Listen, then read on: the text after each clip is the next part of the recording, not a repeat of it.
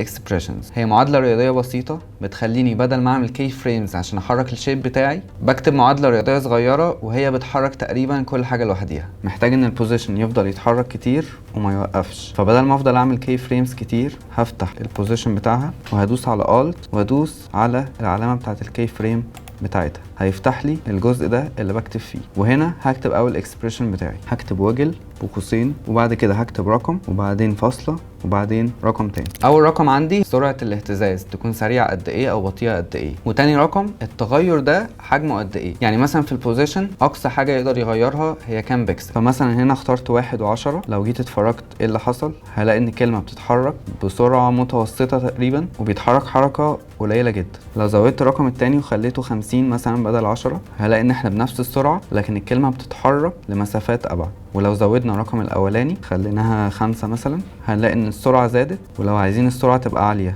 والمسافه اللي بيتحركها صغيره ممكن نخليها مثلا 5 والرقم التاني 10 بالشكل ده. تاني اكسبريشن عندنا هو الانترشال باوند. يعني مثلا نفس الكلمه هنا انا عملت حركه بالبوزيشن كان تحت خالص وبعدين خليته سرعها شويه، بدل ما التكست ده بيقف على طول هستخدم الاكسبريشن بتاع الانترشال باوند. هاخده كوبي وهعمل هنا بيست، هلاقي التكست بيتحرك بالشكل ده. لو نلاحظ هنا بدل ما يقف على طول فضل يتهز قبل ما يقف.